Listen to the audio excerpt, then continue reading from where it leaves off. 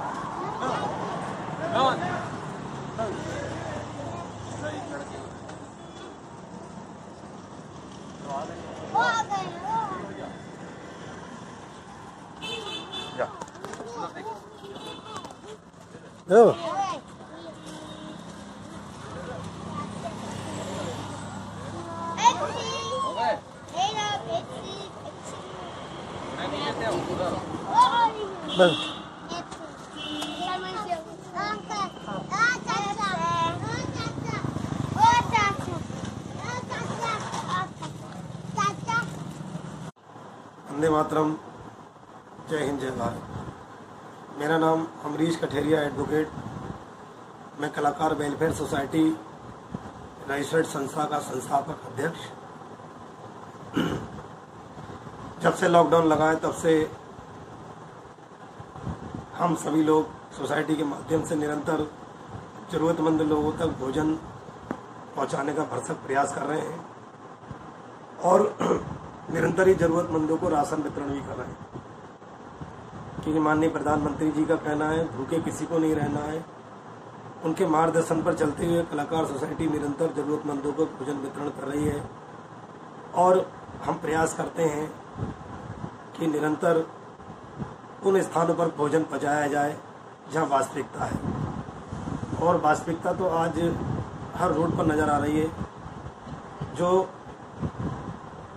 मजदूरों के रूप में, जरूरतमंदों के रूप में आज साइकिलों पे पैदल लोग चल रहे हैं, भूखे प्यासे हैं, दौड़े चले जा रहे हैं। कलाकार वेलफेयर सोसाइटी उनको निरंतर ससम्मान भोजन, पानी, जूस और समय परिस्थिति को देखते हुए जैसी भी उनकी मदद होती है वो कर रही है। आज भी हम सभी लोगों ने जो हरियाणा से गोरखपुर जा रहे थे उनके लिए भोजन, पानी, जल की व्यवस्था, जयपुर से जो पीलीभीत जा रहे थे उनके लिए, और भी बहुत से लोग मिले जो बेचारे साइकिलों से चले जा रहे थे। मेरे साथ मेरी सोसाइटी के सभी मेंबर, अंकुर सक्सेना जी, डॉक्टर जितेंद्र मिश्रा जी, शिशुपाल कठेरिया जी, अनुप्रिया जी, चंद्रकेतु जी, ये सभी लोग, राजेंद्र गुलाटी जी हमारे सहयोग में रहते हैं। और मेरा सभी से निवेदन है कि माननीय मुख्यमंत्री जी कह रहे हैं कि पैदल मत चलिए, हम सभी को साधन पहुंचाएंगे और उत्तर प्रदेश सरकार ये व्यवस्था कर रही है। माननीय प्रधानमंत्री जी और मुख्यमंत्री जी के दिशा निर्देश को समझें और उस पर अमल करें। धन्यवाद। टीम मोदी यूथ ब्रिगेड के द्वारा लॉकडाउन के चलते आज 50वें दिन नेशनल हाईवे पर जाकर बाहर से आ रहे मजदूरों को भोजन के पैकेट व पानी की बोतल, बच्चों के लिए बिस्किट, स्नैक्स वितरण किए व उनका हाल जाना। उन्होंने बताया, दिल्ली से पैदल चलकर गोरखपुर तक जा रहे हैं। लोगों को प्रशासन शासन द्वारा सुविधा का कोई लाभ नहीं मिल रहा। रास्ते में राहगीरों ने बताया, भोजन पानी की कोई भी सुविधा नहीं है।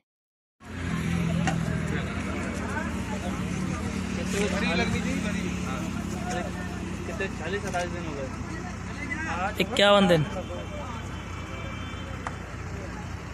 अरविंद जी, 1 मिनट।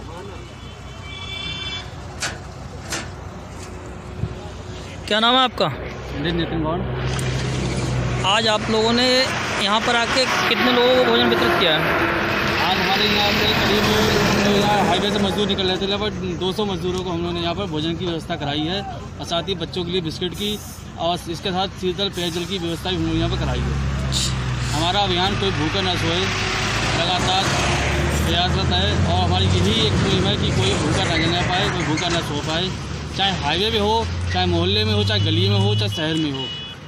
अच्छा, इसके लिए आपके लोगों को प्रशासन की ओर से कोई मदद मिलती है क्या? कोई प्रशासनिक मदद हमें नहीं मिल रही है। हमारी टीम मोदी यूथ ब्रिगेड जो संगठन है उसके जिला अध्यक्ष अभी राजपूत, थाने से ठाकुर पंकज सिंह एवं जो अन्य कार्यकर्ता उन्हीं की हेल्प से हम लोग ये कार्य कर रहे हैं और निरंतर जब तक इस महामारी से हमारा देश जूझ रहा है जब तक हम निरंतर इस कार्य को करते रहेंगे। धन्यवाद।